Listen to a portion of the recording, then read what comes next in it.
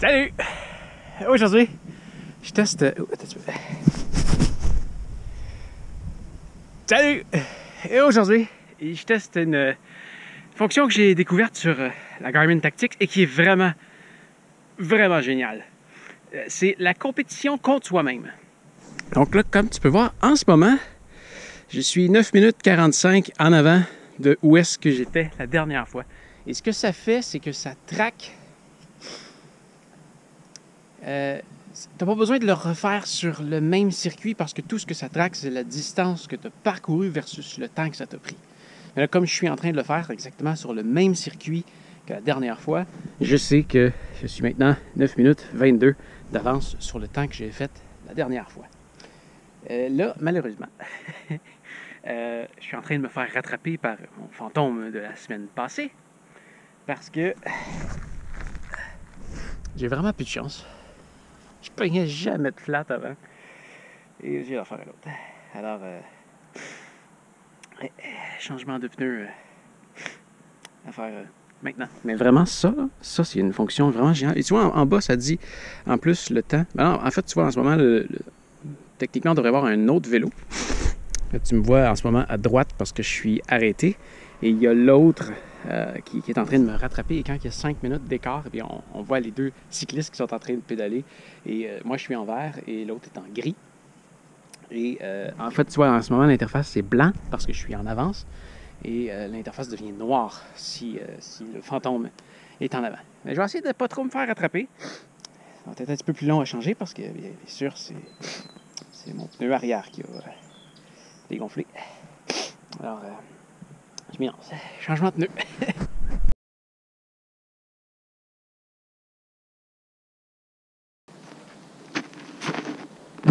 Tiens, là, tu vois, l'autre cycliste est en train de me rattraper. Tu vois, moi, je suis arrêté, et l'autre, il pédale. Et il me rattrape.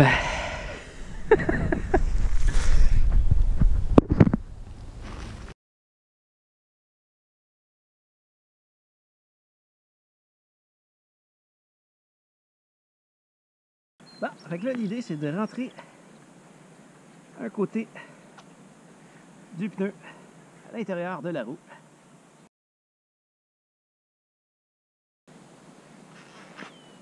Et voilà. C'est plus facile à rentrer qu'à sortir. Là, on s'assure encore une fois qu'il n'y a rien de sorti parce que là, j'ai rien amené d'autre. Si je refais une crevaison, je suis un peu dans la merde. Et ça, c'est pas ma pompe que j'ai à la maison, alors ça va être long. Ah oui, ça va être long.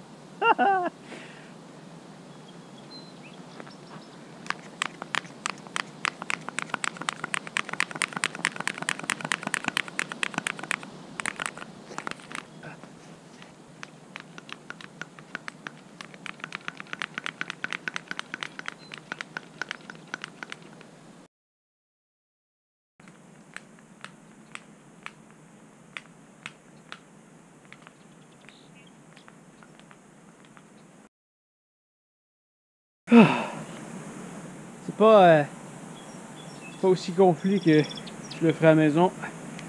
Ça va être assez.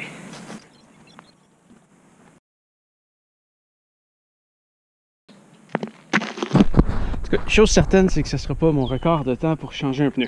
Je suis maintenant 18 minutes en retard sur mon temps de la semaine passée.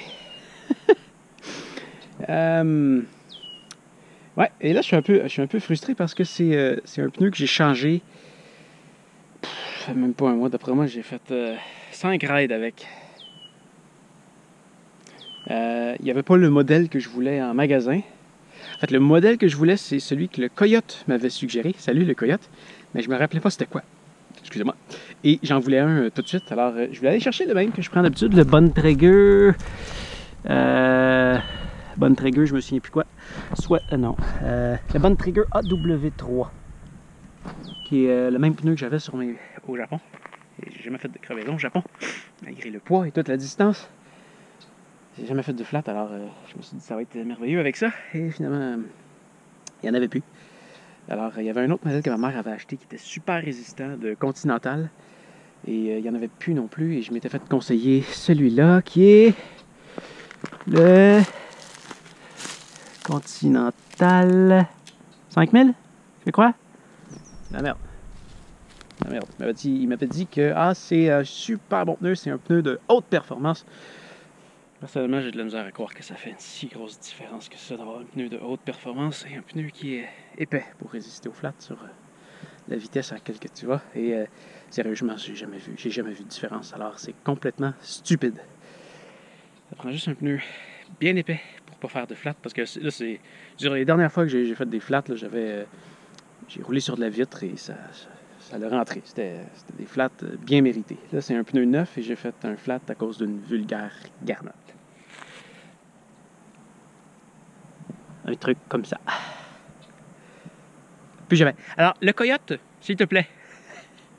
S'il te plaît, le Coyote. Rappelle-moi quel pneu est-ce que tu utilises? Parce que je me souviens que tu m'avais dit que tu en avais qui durent longtemps, sans faire de flat.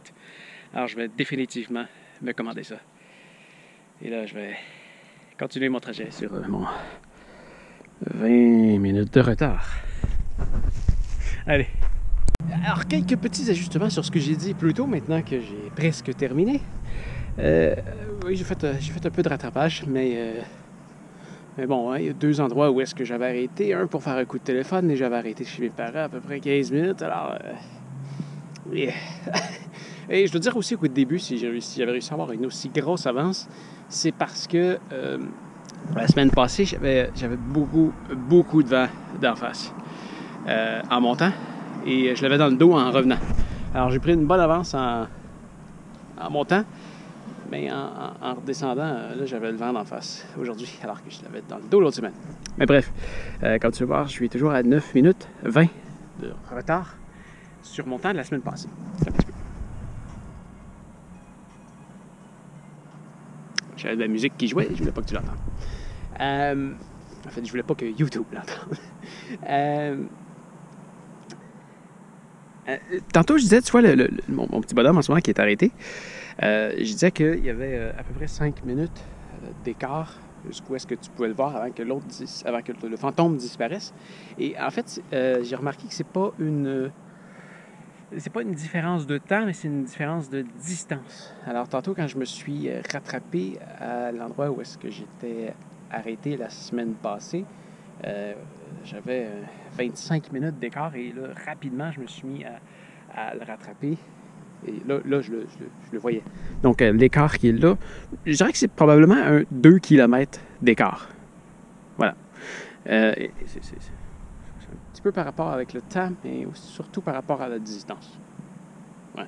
Et je disais que le temps qu'il y avait en bas, tantôt, je disais que c'était le temps estimé avant la fin du trajet. Mais en fait, non, c'est pas ça. C'est le temps estimé que l'activité va durer. Donc, selon ta vitesse moyenne, combien de temps ça va te prendre de faire le trajet au complet. Donc, si tu savais que la dernière fois, tu avais fait le trajet en 3 heures, ben, tu veux battre ton temps, ben, tu peux te fier au temps qui est inscrit en bas, qui est calculé selon ta vitesse moyenne, fois le temps que ça va prendre. Je sais pas si c'est clair. En tout cas, c'est quand même ça. Et il y a d'autres pages qui apparaissent avec ça, avec cette option-là.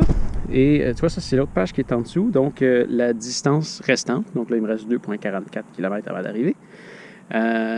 Encore là, c'est le temps estimé que le trajet va prendre. Et en bas ici, 21,4, c'est la vitesse moyenne en km/h. Et ça inclut le temps de changer un flat. Et il y a une autre page aussi qui donne d'autres informations. 6 minutes 29. Ça, c'est l'estimé de temps restant.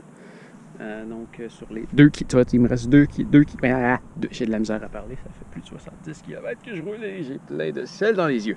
Ce que je disais l'autre jour par rapport aux lunettes. Ouais, donc, il me reste 2,44 km à faire. Et l'heure d'arrivée estimée est à 14h25. Ce qui est bientôt. Puis après ça, je retourne sur mes pages que j'ai moi-même configurées. C'est génial, c'est contre. Bon, je vais prendre une douche et manger. À demain. Fais attention à toi. Salut.